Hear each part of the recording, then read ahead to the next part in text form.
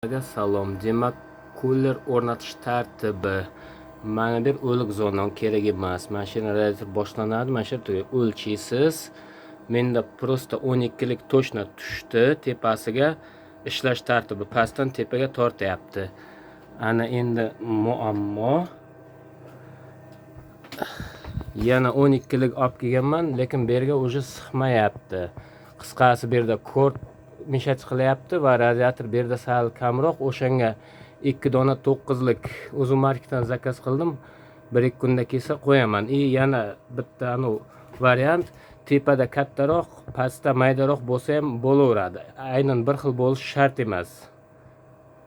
Bu endi har xil fizika qonunlari bo'yicha ham, hozir menda majburiyat bo'yicha ham.